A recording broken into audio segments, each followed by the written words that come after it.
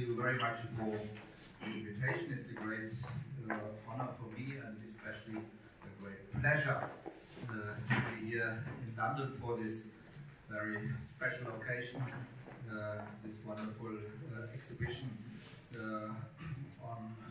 with the work, or with some works of Yunchul Kim.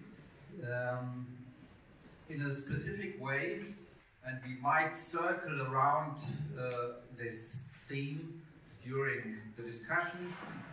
We are doing something very paradoxically in talking about Yunchul Kim's piece, because very deep inside they are telling their very own stories. And what we can do is that we can create some kind of a meta discourse for the next 1 or 1.5 hours to be able to communicate about them. This is something completely different than perceiving the pieces and working with them in our imagination, which will be a very strong term which comes up again and again. What I try at the beginning, very simple and very short, is to give some kind of a short portrait of the artist Yunchul Kim. And I wrote a little headline which might help you to get the scaffold through which I'm moving between res extensa and res cogitans, extended things and things thinking, the world of thoughts and imagination on one hand, and extension and experience on the other hand. We definitely will discuss this point later, but let me operationally define 2 points of departure. I think Yunchul Kim and myself share this points of departure in a very strong way. They are referring to the artistic and intellectual microcosm in which Yunchul Kim is thinking and acting. This microcosm is constituted by, and this is extremely important, at least for my perception of his work, by non-trivial and exciting interrelations between arts, sciences, and technologies. Perhaps we can discuss later what trivial interrelations are and what non-trivial interrelations are. At the moment, everybody is talking, or seems to be talking, about sciences. The television channels are full of it, the internet is full of it, everybody is talking about sciences. And with the help of all these machines, of course, you can talk about it without understanding anything about it. The first remark I would like to make is something for me very crucial, and also for Yunchul Kim's work. When we speak of art, we are referring to a theory and a praxis that, as a matter of principle, is affected by science and technology. There are other art forms, of course, many, many, many. But when we speak of art, we mean something very specific. And when we speak of sciences, we envisage a concept that is porous and exhibits a market curiosity about the arts. If these prerequisites are not given, there is no point at all in reflecting on the importance of research for the arts and the sciences. And the second pre-remark, which is connected with the first one, of course, work in an atelier or a laboratory consists of developing of investigating, of testing, of discarding, and achieving results sometimes. These activities involve a particularity of artistic praxis that art shares with science. However, this particularity is of far greater importance in art. Indeed, for many people, it is the distinguishing characteristics of art. I'm talking about intuition and imagination. It is closely tied to the most important energy source of artistic praxis. Excuse me, I only will use one German word tonight. Einbildungskraft. It's not translatable. It's a Kantian term, it's not translatable. It means the power of imagination, but it's a very bad translation into English. It has a lot to do with what Yunchul Kim refers to when he says the material is a subject. It's active. It's as active as myself, who is working with the material. But we will come back to that. If I can have the first slide, we are, of course, moving a little bit archaeologically in. We are diving into Yunchul Kim's early career at the beginning. Do we have problems? There we are. This is one of the very early pieces by Yunchul. I like it a lot. I still have an old scruffy VHS recording from you, Yunchul. It's called Keep the Flag Flying. It's from 2000, from the year 2000, the turn of the millennium. Of course, this is just a still of a time-based installation. Keep the Flag Flying is about the dizzy state of mind before we are speaking and writing. Yunchul Kim programmed around 600 words and fragments of sentences, which are sent by the computer with a timely distance of 10 milliseconds into the framework of 463 message boxes, you can see them here, which form a cross, the symbol, of course, for the dilemma of the Occident. The fragments of language can be heard as speech and seen as text, changing permanently in a seemingly arbitrary way. What I found so fascinating already in 2000 about this piece was the idea, the concept of this complex machine computer which is inside of the piece. Machines can also have states, so to speak, sometimes dizzy states of minds. If they are, for example, overstrained, if we ask them to do things which they are not able to do, or not yet able to do. An excellent task and working space for artists. The second picture, please. Void traffic. Another one of my very favorite pieces from young Yunchul Kim. As many of you know, this biography was circulating. Yunchul Kim studied electronic music before he came to Cologne to study media arts at the Academy of Arts and Media. He studied electronic music in Seoul, and as a young computer and video artist and a highly skilled programmer, he has created numerous performances with computer-generated music. He deeply studied and experimented with what I call the mother of time-based arts, music sound, noise. Even if he constructs pieces where you can't hear anything, they are full of music.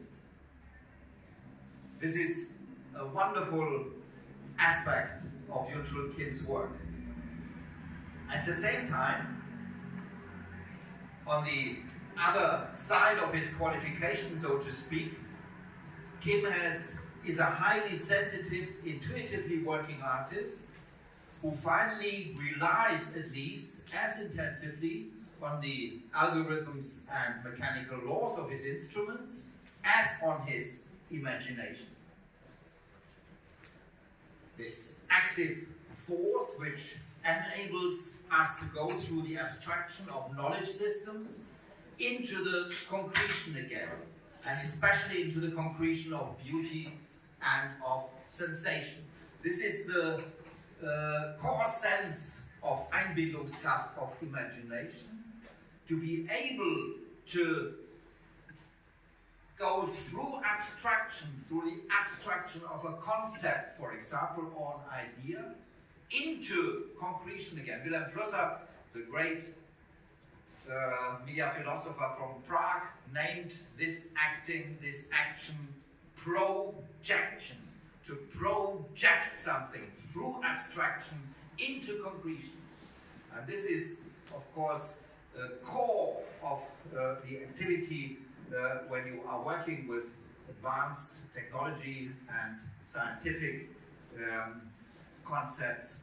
We will come back to that in our discussion.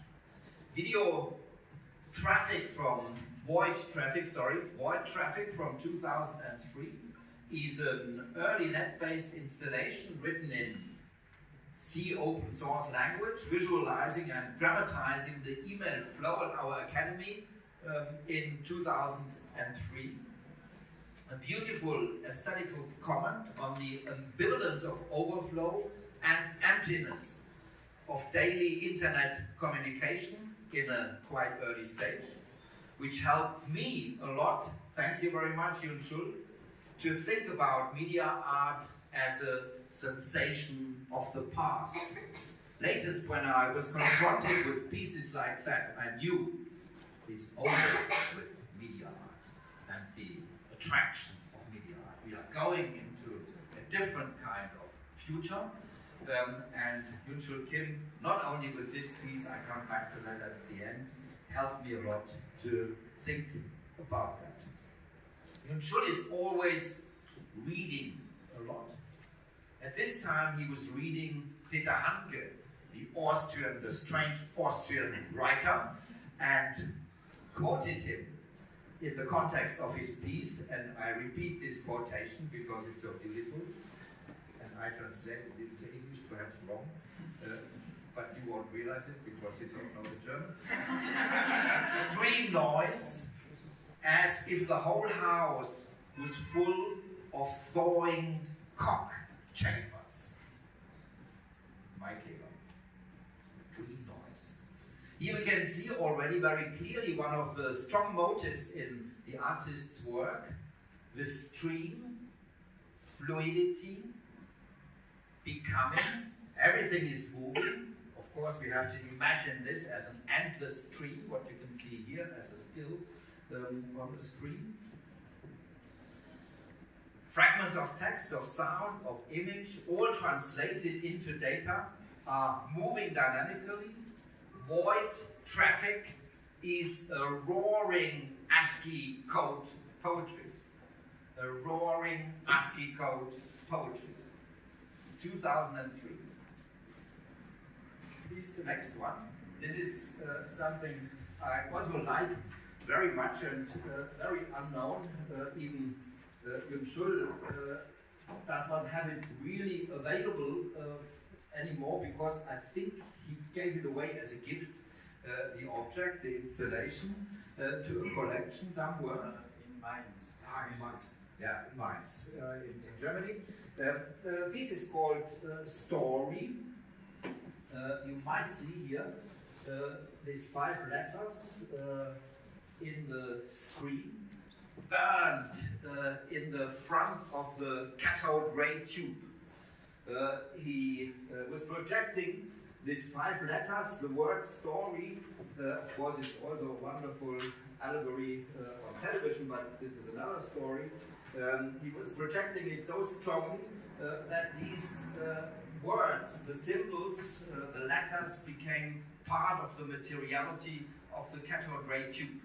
And this is all what is left when you are pulling the plug and there is the dead cathode ray tube. You still have the story burned inside of it. This is a beautiful piece from 2004. Pieces like that Yunchul Kim made as student work, you know, just as a seminar work in one semester or something like that. This was really amazing. A little bit different was please the next one.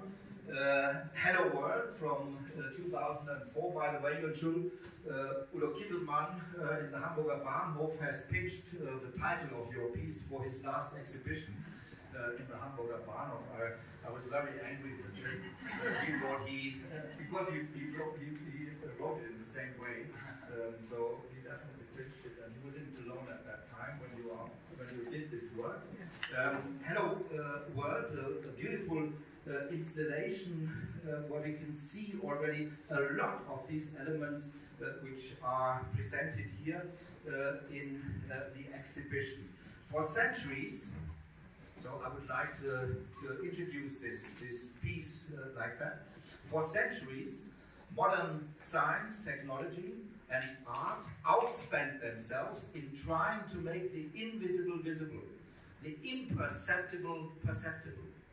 This process has advanced far through the dating of nature and the cybernetics of social intercourse. The more the technical world is programmed to make the impossible possible, that means more functional and effective, the more worthwhile the attempt to confront the possible with its own impossibility becomes. To confront the possible with its own impossibilities. This, connected with this strong notion of materiality, is somehow incorporated in this piece, Hello World from 2003. It was, as far as I remember, Yunchul, your diploma work at the Academy of Media Arts in a most beautiful way. Visually, I describe it very quickly for you because it's not part of the exhibition. A visually and sonoric beautiful installation which incorporates a lot of Yunchul Kim's later ideas, especially his strong relation with materiology, the sensations of materiality. The narrow folded tube, which you can see here on the left side, of copper, is 290 meters long. I don't know where you got all this material from at that time, but we can talk about that later perhaps. It serves as a recording device for sound, which in constant feedback loops is floating through the tube, picked up at the end again by a microphone and sent into the tube again. Hello World. This is the short phrase which is set and recorded and played again and recorded and stored and so on and so on. The short time difference which is generated by the distribution of the sound inside of the tube is working as a possibility for recording. In close proximity with this piece, I see OK, which is part of the exhibition, and it leads us to a motive, a sujet, which for Yunchul Kim has become, in my perception at least, extremely important. It's close to this idea that for him, experiment works like exploring a potential space. And at the same time, when he's working inside of this potential space and working with this potential space, of course he's very strongly working with himself and also reflecting his own identity as an intellectual and an artist. Alchemy was a dream one could only listen to and recounting it. One could only stammer. When men could not dream at their ovens anymore and listen to themselves, the dream of alchemy retreated into the night. Yunchul Kim is one of these artists who keep this dream alive. The experiment is worthwhile to reactivate this dream to the current level of knowledge of the world.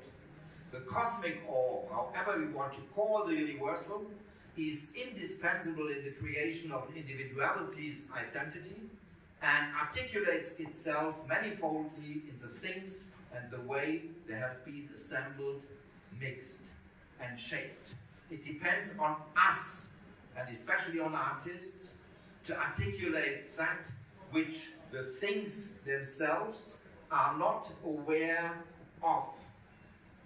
To sing, to hum, to stammer. Yunchul Kim works with great poetic energy and high precision.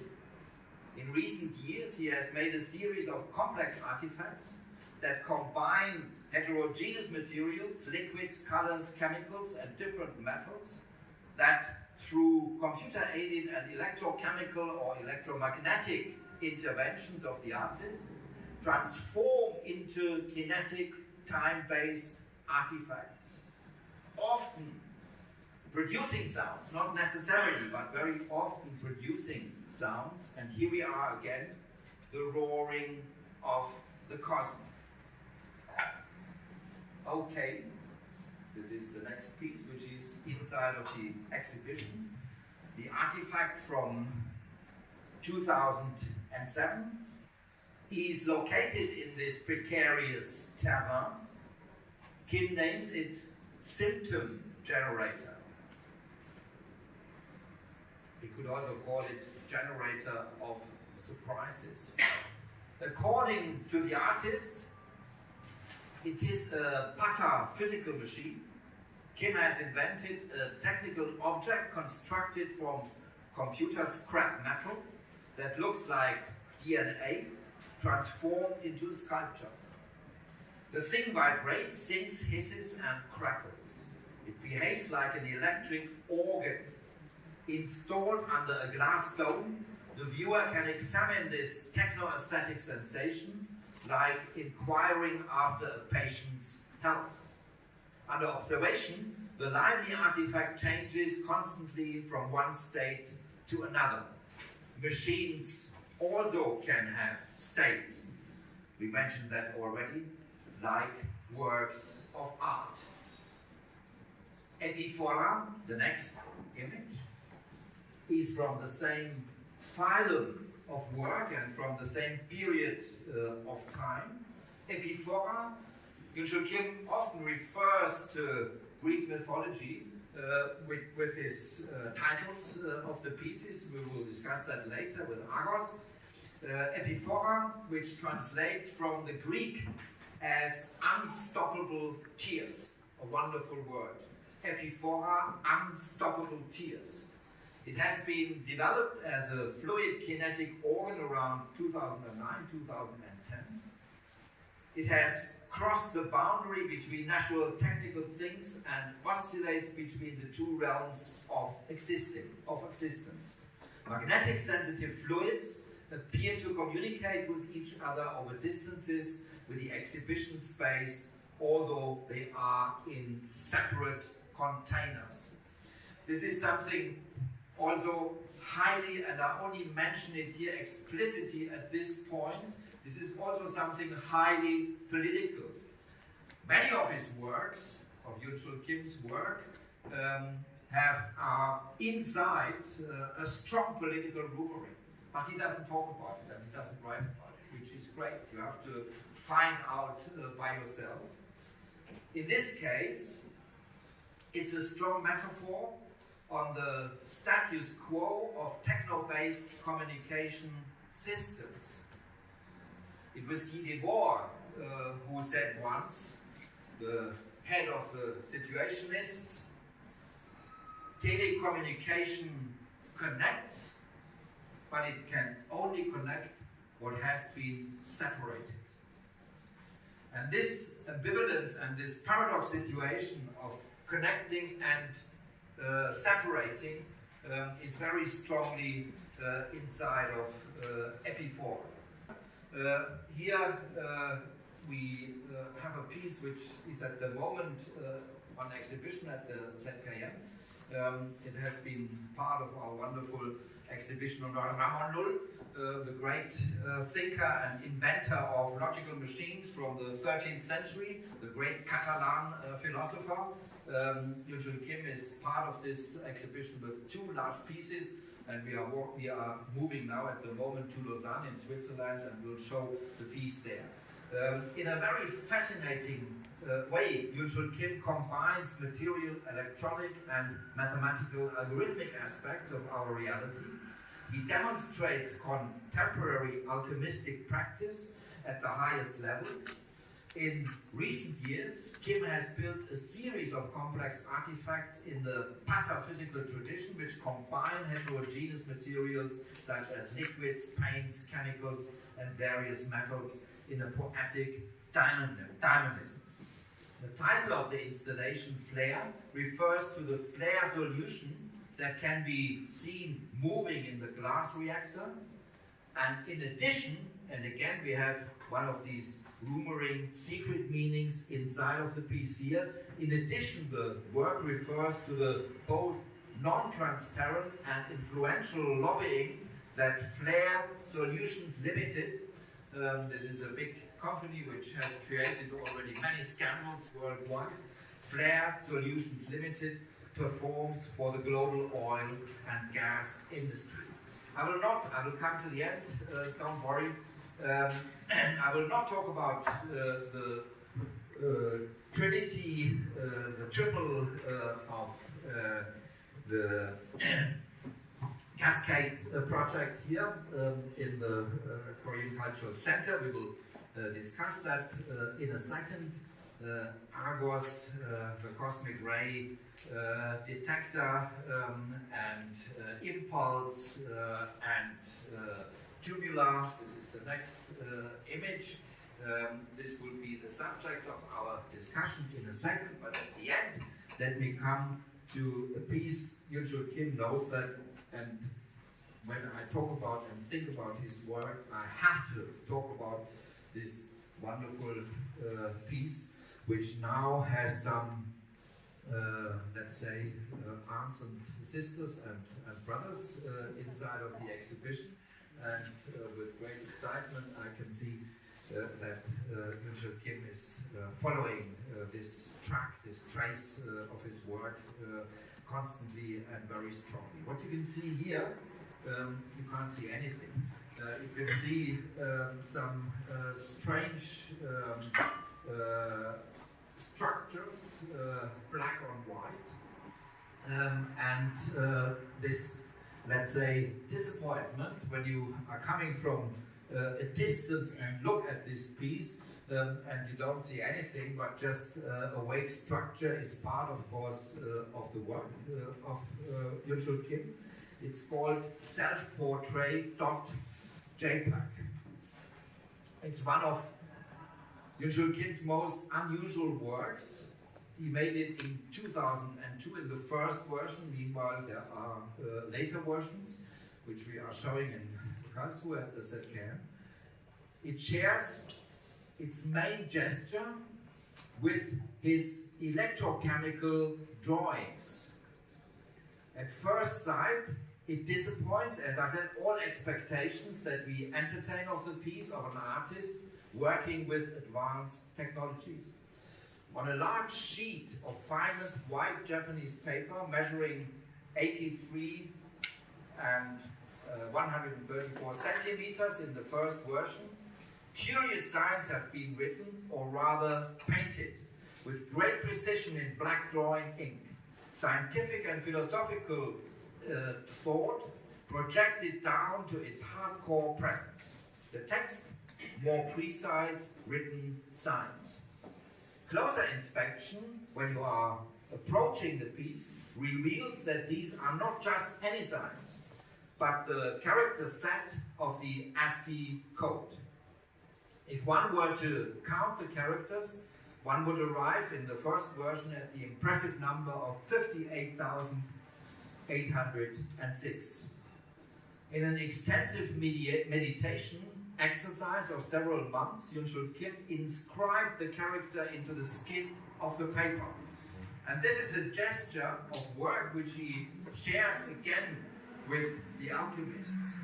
As I said already, to transform materiality is one big task of the alchemist, but at the same time when you are doing that, you are changing yourself, and you are, through this meditation which you are doing with your artwork, becoming somebody different.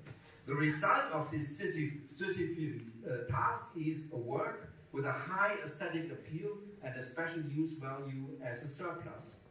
When the characters are scanned into a computer that can read them and then are sent to a printer, what is printed out is a portrait of the artist. So, portray.jpg.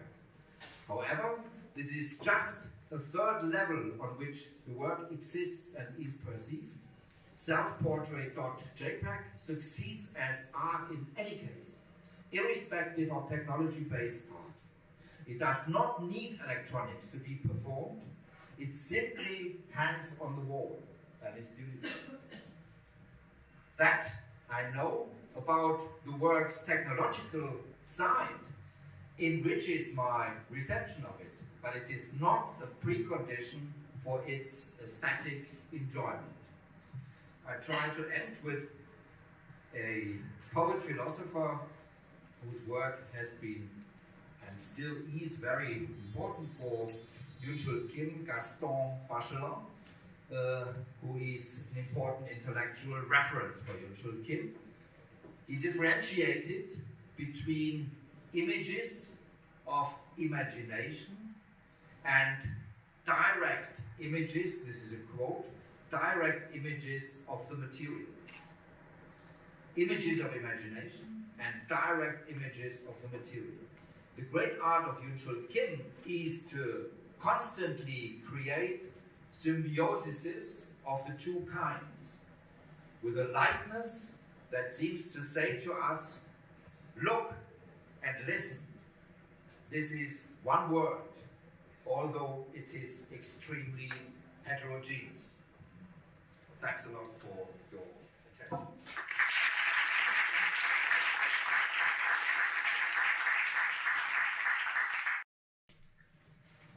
Thank you so much, Professor, for a thorough introduction to Peter's early works. And I will give you some time to.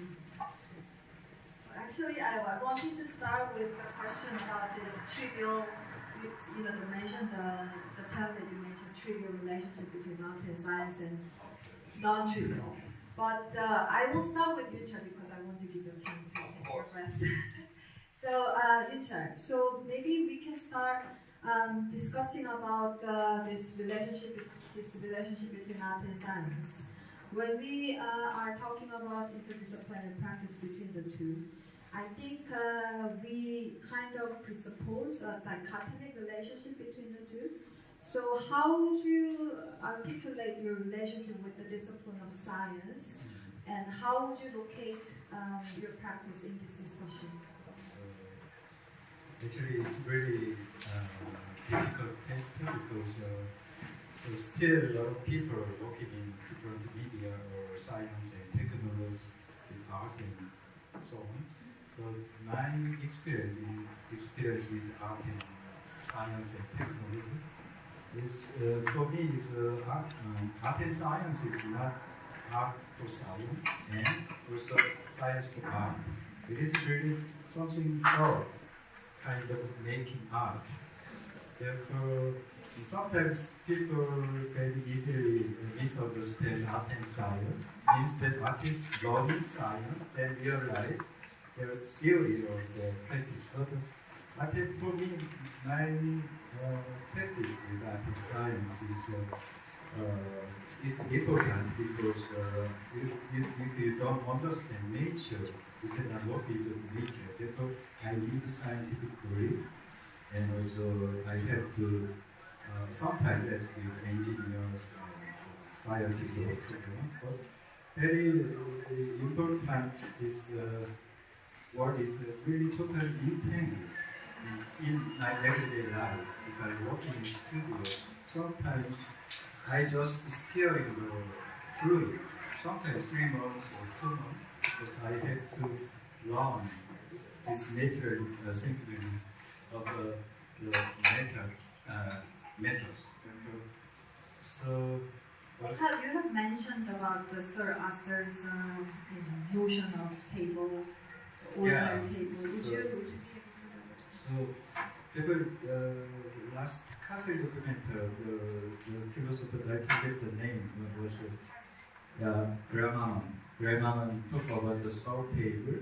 It is some parody of the two tables from Sir Arthur. He's a great physicist from UK. And he wrote one essay about the two tables. So one table is, as a scientist, he perceived the table as some scientific object. It's not for use or practice. It is kind of object to, yeah. And the other second table is a really practical table that he can use. Every day. Yeah. Therefore, he has always two objects, two pencils and two glasses and two cups, two water. Therefore, he wrote about, as a scientist, he everyday life, he see the two objects, and his belief, this practical or variable or everyday life object is too maybe trivial. And he argued that we need more this other table with the scientific tables. Therefore, is that the non-trivial relationship that you're referring to? Partly, yes, but it goes, partly yes, but it goes a little bit further. Non-trivial relationship refers to a saying by Alan Turing from the discussion of his universal machine, the computer, and non-triviality means that the machine is able to influence the mind. And this is what I'm referring to very strongly when I talk about a non-trivial relationship between arts and sciences. Science, in this non-trivial relationship, sciences is influencing art and the practice of artists and the other way around. It's an interdependency. If this openness is not there, and if this porosity between the two is not there, the whole relationship does not make any sense. Then it's, there's a beautiful, I use the term porous, excuse me if I may add that, there is a beautiful idea of successful communication from pre-Socratic philosophy. It comes from Empedocles, the great poet and philosopher. He gives, and this is very relevant for Yunchul Kim's piece, he gives everything and us the gift of a porous skin. The relation between us and the things is a relationship of permanent exchange between the streams which go from one to the other and in the other direction. But there is one precondition, and this is extremely important that it works, and this precondition is attraction. The two have to be attracted by each other. If there is no attraction, if he would not be attracted by scientific work and scientific thinking, nothing would work. And the other way around, all the scientists who are not attracted by poetry, they get smoked under the fire. Maybe I wrote today some sentence from some scientist, microcosm. He wrote some sentence about art and science and artists and science, what we share or what we have a common ground.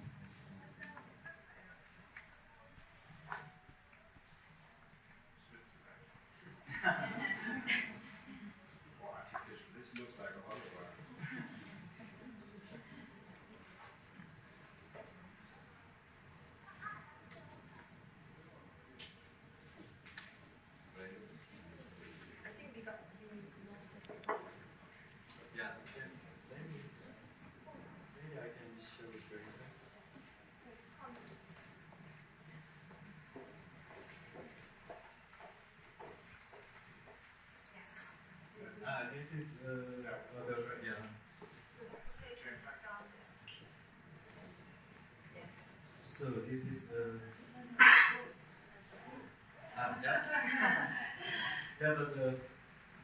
art and science are both high risk in the work with no guarantees, and for which failure to discover something new is the most likely outcome. Both can learn from each other to main purpose the object consulting to be willing to explore and question purpose. I think it's yeah. I met last year when I was in Storm. Then I met Michael also. He talked about his relationship or his common field with science and art. I totally agreed with his. Actually, he put so expresses his problem with his research, because always with working with the failure or working with something missing and so on. But maybe, yeah. Yeah. Well, here.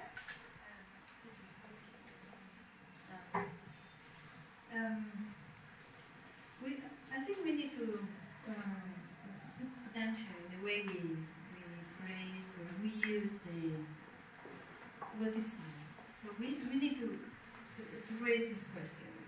So science is a way of making. Science is not a productive-oriented activity that is going to give us solutions. Science is a way of being human, and became very structured and the methodological framework. But when you, Yunchul, connect with Michael Doser in his quote, you connect with the making, the thinking, the approach to fundamental questions. And the fundamental question takes you to failure as well. You can fail on the question, and only by failing you can advance in the answers. And I think this is something that you can sense every day when you are at CERN or a lab where there is no clear application, or the call is not bringing applications to industry. And that's a very beautiful place to be.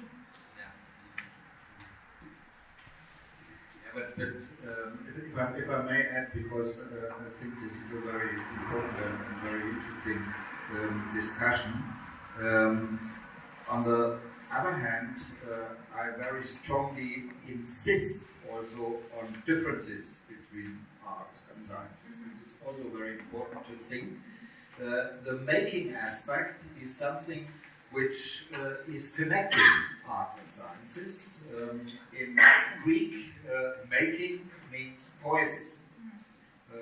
This is the true sense of the term poiesis, making. And both artists and scientists definitely are poetic when they are good. If they are bad, if they are mediocre, then nothing comes out, and then it's not interesting anyway. But the difference is extremely important. The epistemological intention, the epistemological goal of a scientist is always, I insist on that, a form of abstraction, a form of generalization, and so on and so on. The epistemological goal of an artist is always concretion, through the abstraction into the concretion, through the imagination into the concretion. The scientists are always particular. This is what's so fascinating about Yunchul Kim's work, because every piece, every material he works with tells its own story. And this means he's celebrating the particularity of the material. And is not using it for generalizing it and making a concept, formula, or this is a very important difference, but this is why they both need to work together and collaborate, and why they can be strong when these two things come together. Actually, that's going to lead me to my next question to Monica. That when I discussed Yunchul's experience at Art in CERN, we discussed how much Yunchul got from his experience of collaborating with the scientists. But my question was, what does scientists get from collaboration with the artists? Maybe how do they attract to the collaboration with the artists? Maybe you can share your experience and insights on this. I think every case, every artist coming to CERN is different, and this is why we try to support from a curatorial perspective and by giving time for things to emerge. But things might not emerge, might take time, years. In the case of Yunchul, he came with a very strong practice. And funnily enough, you working with fluid dynamics, you end up working with a scientist who works in beam dynamics. It's just the opposite. The same language, but totally opposite. So there was clearly to us no way for them to connect technically in the experiments. But I think the connection is more into this non-trivial connection that we are expressing here. When scientists is with an artist that has this language and this rigor in his work, they come to the realization that there are other communities in the world that have a similar approach to them. And this is still non-trivial because CERN is a vast community of 15,000 people, and they are scattered all over the world and they meet there. But they are particle physicists, and the whole community of particle physicists in the world is only 25,000. So it's a very pragmatic and very, I would say, even marginal science. So for them to open up and see the relevance in another area, in another register of the work they do is very, very strong, and it's very meaningful.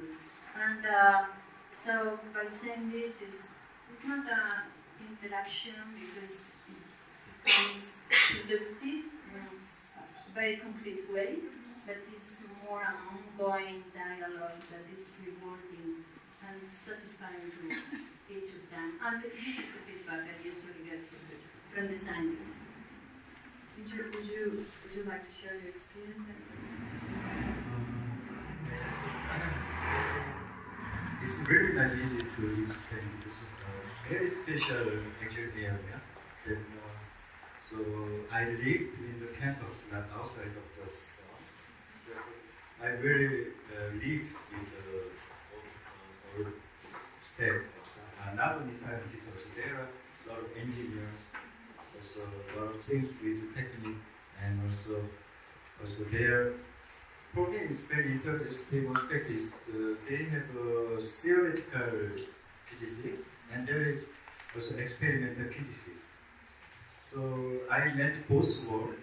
So totally crazy idea, also not imaginable, this word about the cosmos and so on. Then I visit some institute for experiment. It's really unbelievable, huge machine. How can they realize this abstract idea to so with this running machines? Then it's for me. It's every day I was really impressed with this institution, and then after I learned slowly more sciences. Then I opened more my emotions, also have an opportunity to explain my works and so on. Then I have some friendship with people because they are very open-minded. Not everybody, but some people are really open-minded. And I was really surprised. They know a lot of things, not only science, also philosophy, and also art and music and so on.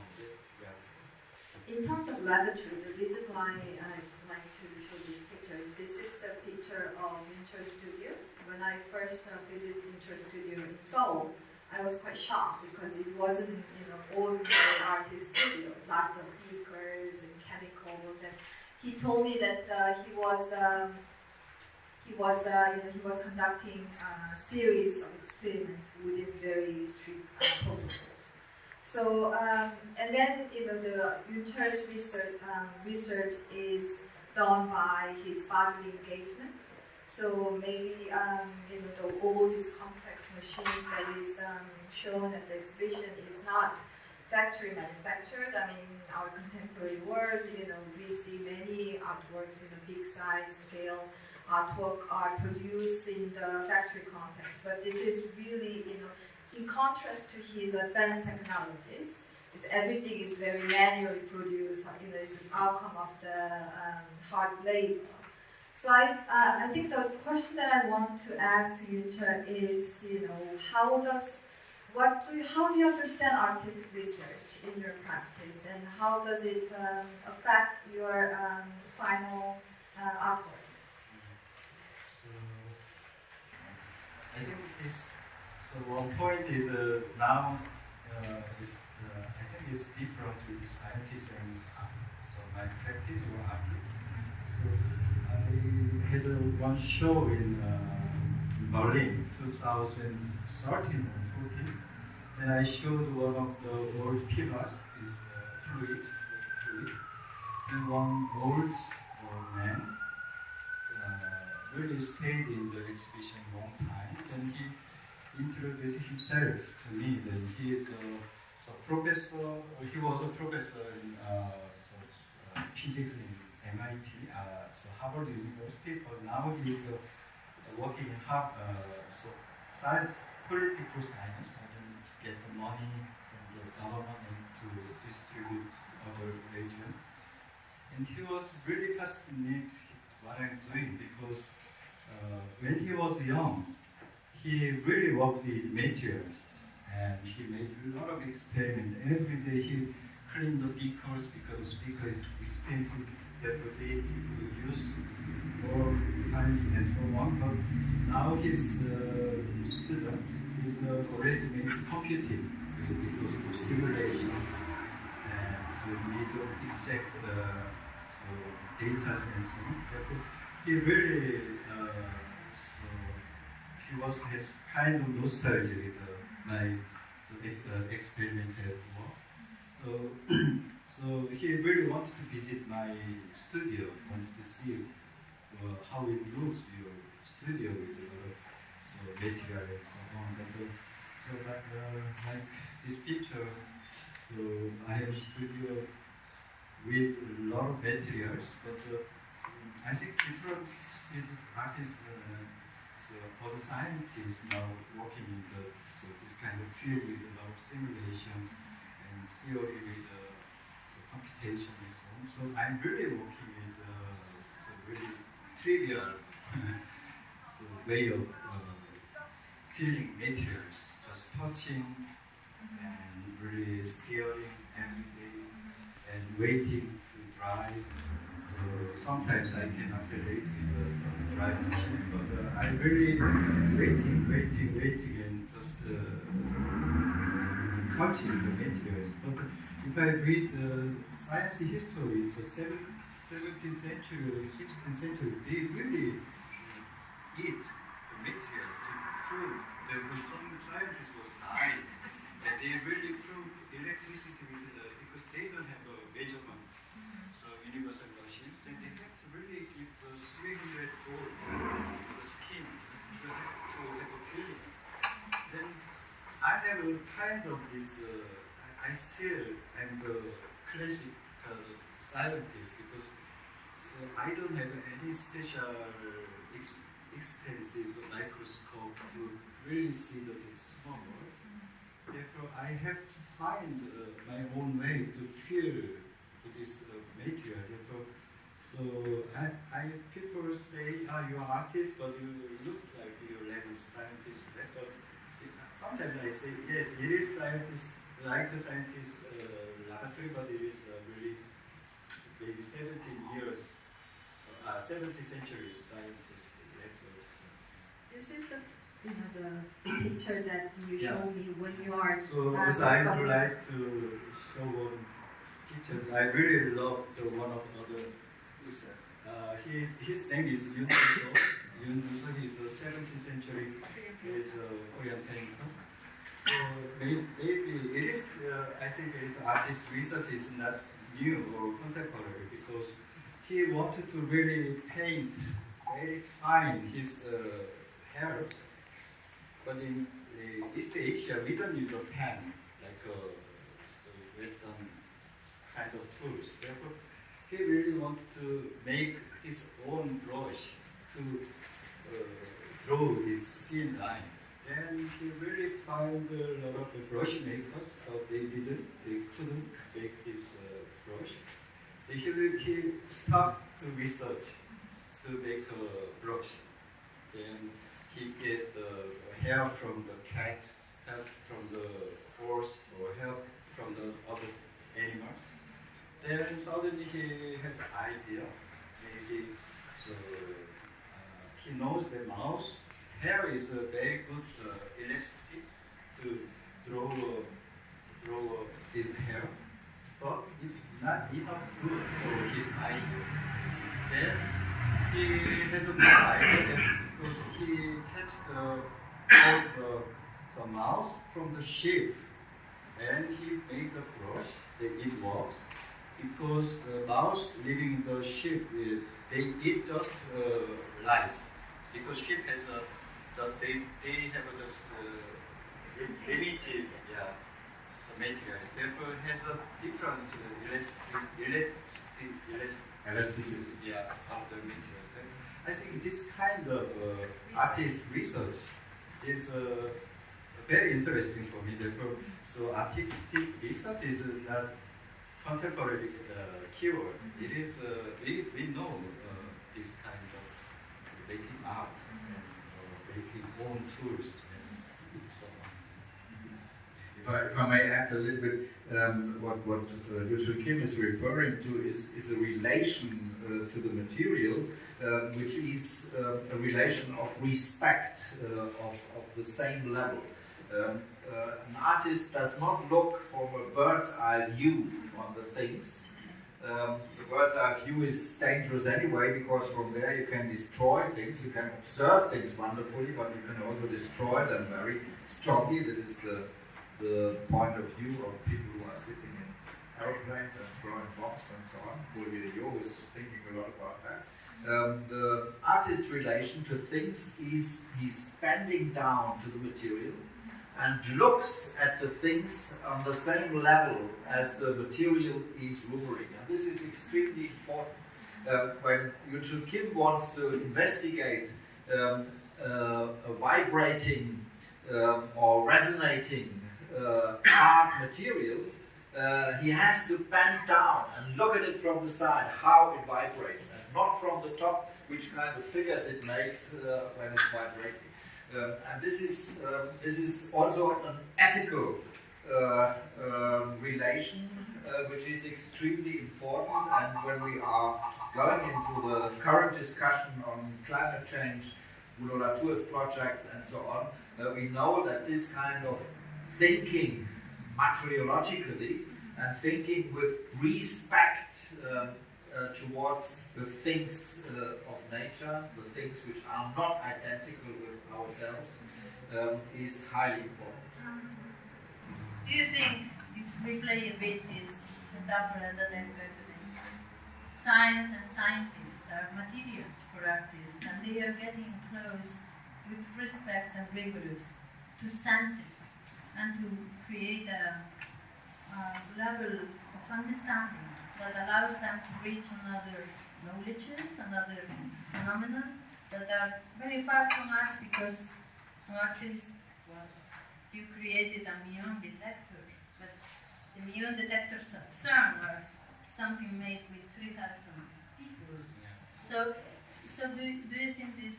No, it's a very complicated thing, but I'm absolutely convinced that also this relation between scientists and artists is a matter of unconditioned dialogue, as I call it. Unconditioned dialogue means that people are talking with each other with the risk that they do not understand with each other because they are not identical with each other. Otherwise, it would be boring.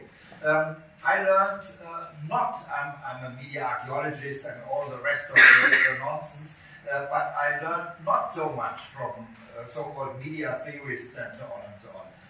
I learned from chaos theoreticians, from physicists, from philosophers, from all kinds of people.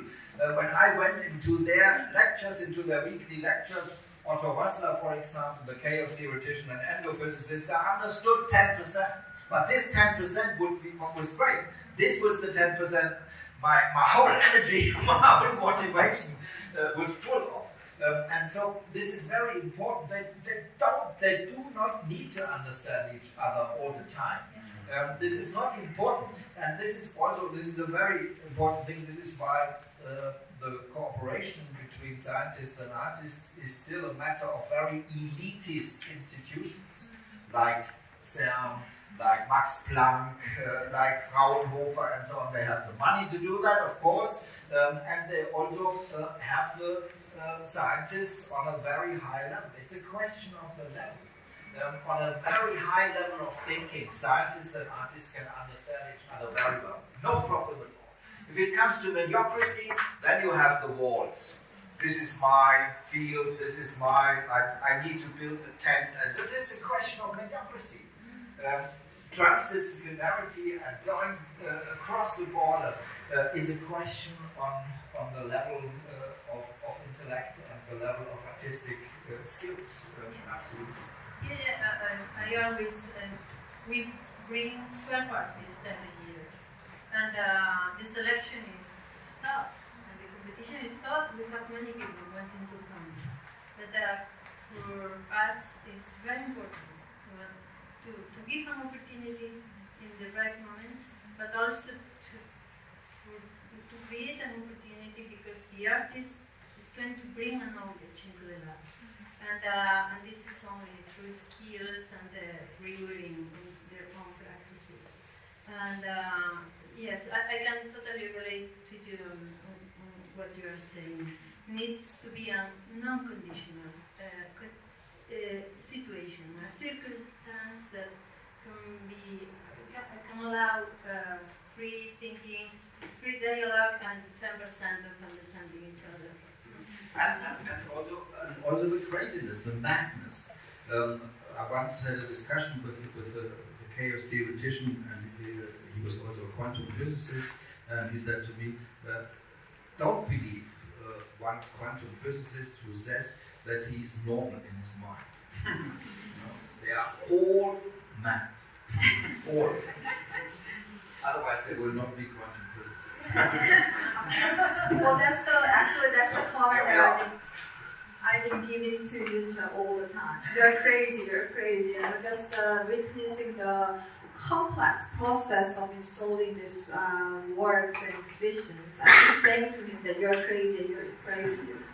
And I just want to, before we open the question to the floor, I just want to go back to the Cascade, which is the newly produced the set of installations consisting of 3 different artworks co-produced by Art in CERN and Fact in Liverpool. And Yunchul, would you be able to share your idea behind this whole complex installation with us?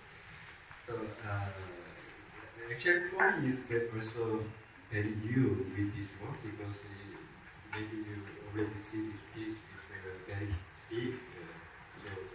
So I don't have a chance to really enjoy in my studio to be this kind of situation with writing and also flowing with deep and so on. Therefore, it's the first time to connect 3 each other. Therefore, I really still every day if I come to hear I'm very strange here in London. I have a lot of place wants to go visit there, but every day I will come just because of this piece. I would like to see and observe. But this piece, I started last year. I had a residency at Sun. Slowly I have, you can also see some drawings. So start to, also I met some engineers from Sun about the building build so particle detectors. So first was amateur level. Then second is more so high accuracy machines with very small chips and so on. Then that time I started to make so particle so neon detectors with this impulse, with making really analog pulsating, non-pulsating pump system to transfer the liquid to this other structure with silicons, with this transparent silicons. But so it is. I can see it's really complex. I really didn't knew that it was so complex.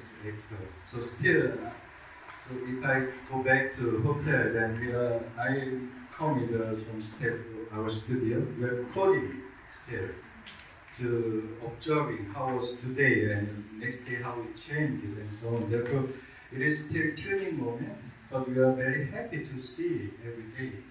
Therefore, this moment I really don't know what it is because I have a lot of imagination and I have a lot of drawings, and so I have a lot of some mystical sort or sometimes scientific knowledge with this object, but it is so complex to really realize in this. It took 1 year in studio, but was really. I need the time to talk about this piece, but I'm very happy to see it. It's also not the main task to explain. Yeah. And to make it and to show it. So, but I have one dream.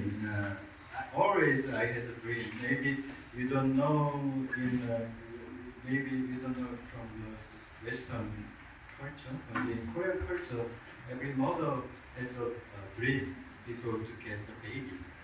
Therefore, every mother explains, you are in my dream before you are baby. You are my gold ring, or you are my tree, and you are my some apple, and so on. But somehow I have always dreamed before to finish my piece.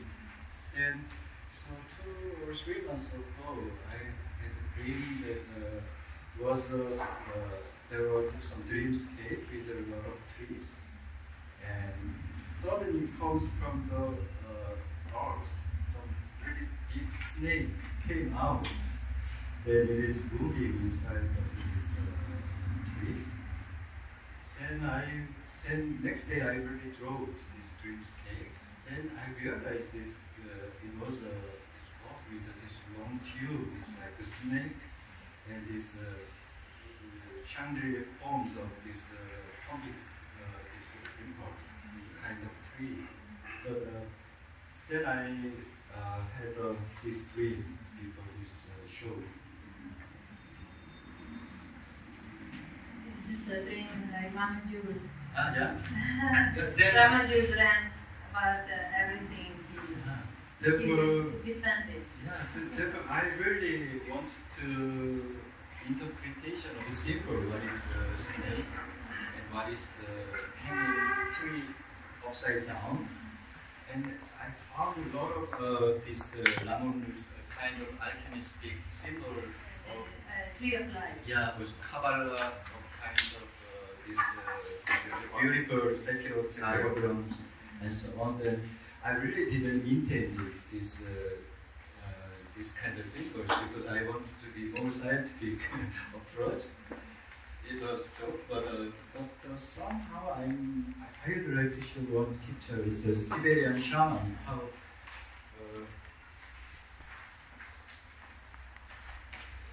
so I would like to show one images with maybe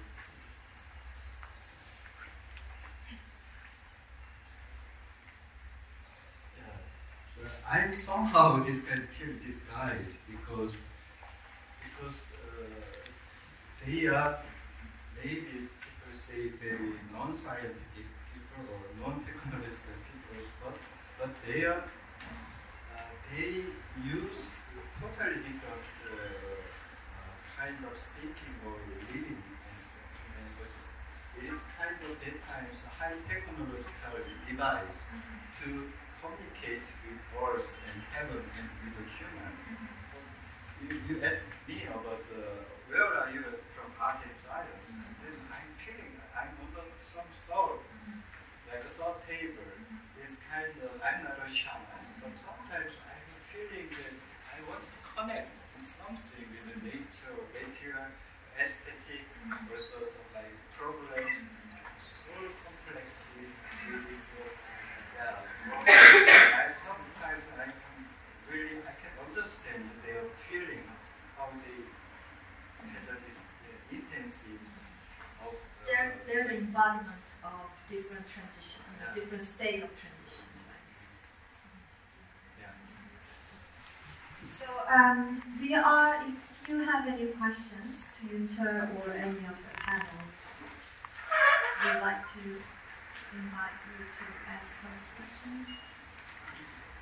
I would like to add what Yunchul Kim has described just a minute ago is in a beautiful way what we discussed as intuition and imagination as the strongest energy which artists have.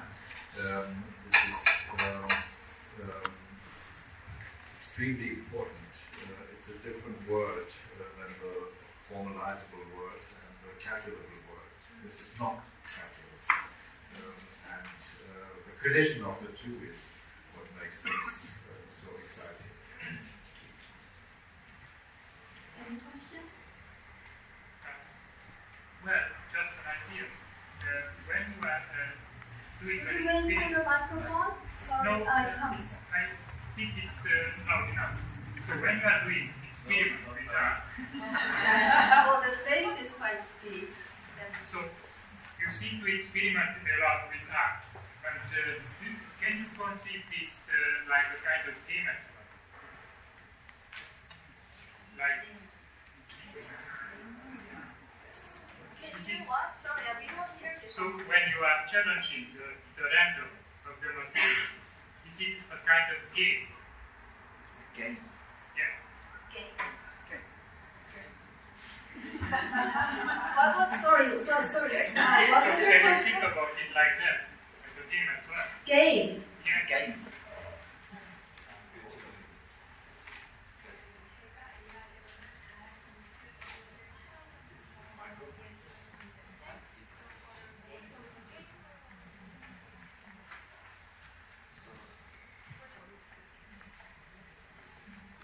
Yes, I play with the materials. That sometimes very seriously, but sometimes I really play with the material. Therefore, we showed my studio because I really enjoy this changing of material because as an artist I have to show in public space.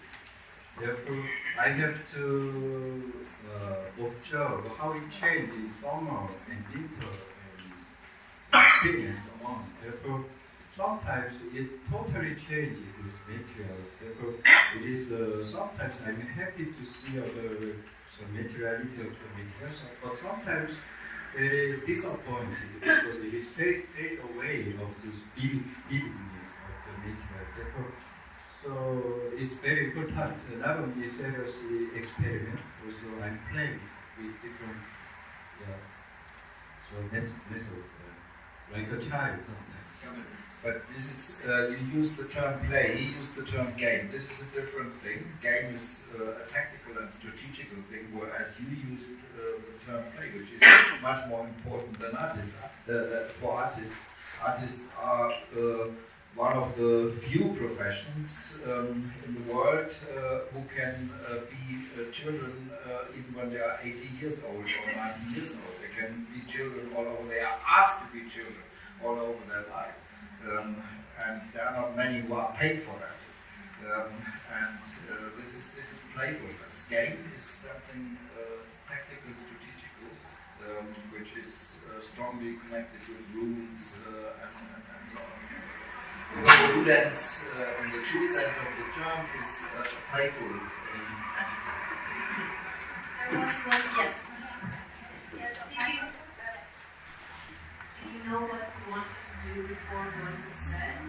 you have a vision of something, or the vision came after you being there? Actually, both, because I knew that this program long time ago. So sometimes I dreamed to there. It was 20 years ago. I would like to apply me to there, but I waited. Then after I realized that Monica is there, then I really trust this program.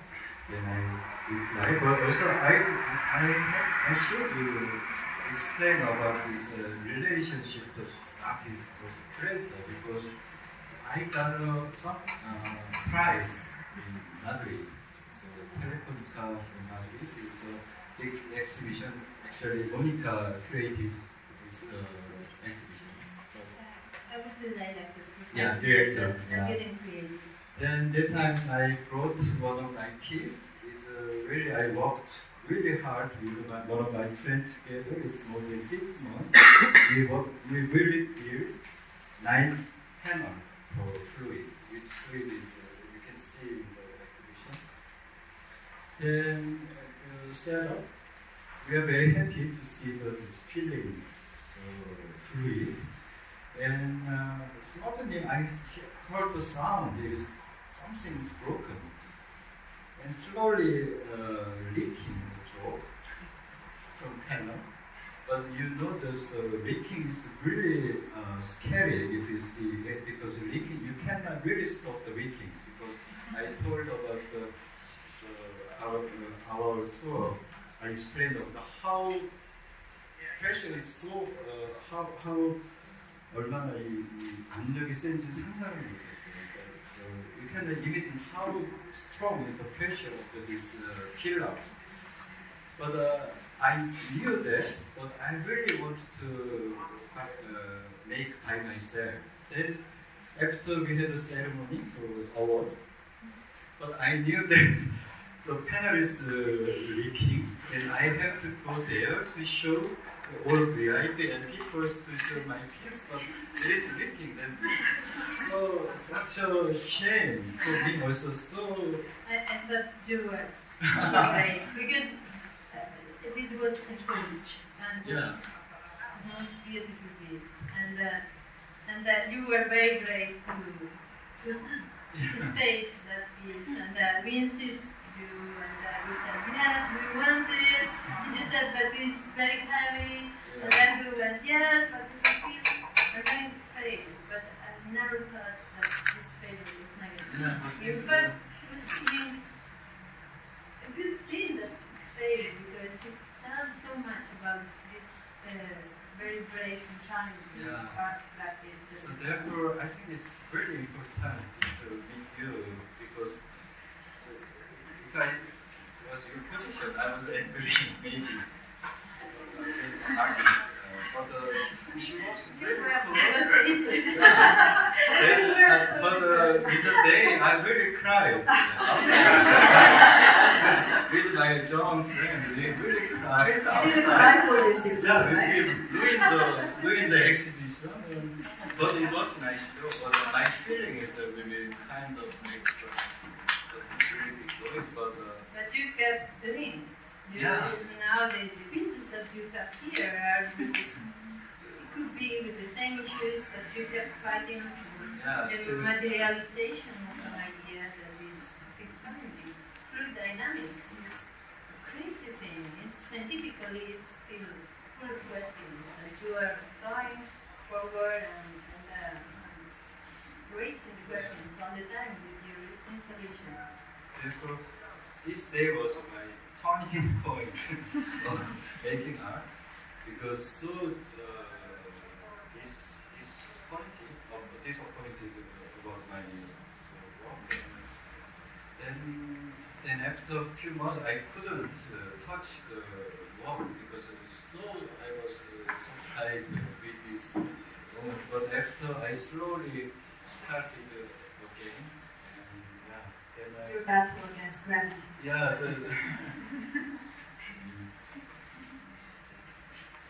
We have time for two more questions.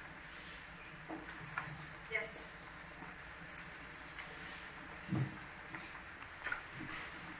Thank you for the talk. I was wondering, how do you distinguish art object from scientific experiment, for example, telescope or particle collider? Are they both art, or one of them is only art? That's just a question for. I think if you visit some, or if you visit all, or some device, or scientific device, I think sometimes much beautiful than art piece, because maybe it is not intended for art, but they have a really own machine aesthetic. If you visit the accelerator, I really fascinating. I don't understand behind of this science, but if you observe the cables, which colors they select. Also, this tagging numbers, they write the numbers 1, 8, 3, blah, blah, blah. It's so beautiful for me.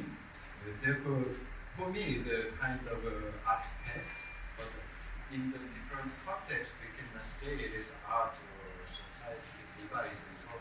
But some, I can say it is. It is different in the different context, different meaning. But also I learned a lot of things from Zielinski. If you read his book, it's a totally crazy artifact. Actually, not intended for art, but it has really a lot of visions, and also it's sometimes more crazy than crazy artists and so on, or sometimes scientific objects, some telescope, but not for just using or applying for something, but this kind of, So for me, it's no border between not every scientific device, but also I heard this kind of opinion from the people. You are engineer, you are building some medical machine, or you build something accelerator, so on. But for me, is sometimes I ignore these questions, but I understand people easily maybe understand it is not art, it is scientific object and so on. But for me, I don't care this mixing. Professor, what would you? It's a very, very if we really want to discuss that seriously, it's a very complex question, and then it gets perhaps really very complicated. In the 20th century, many of the objects which used to belong to a scientific culture or everyday culture and so on have become objects of art anyway. Latest with Dijon, the whole things have changed and so on. This is one side of a possible response, but I think deeply inside, I still think that there is a strong difference between a device which follows a specific use value in the context of a scientific research, and something which you create which has manifold functions, even those functions which you cannot control. This is what he just described with the piece which very whatever, up to the point that you cannot control it.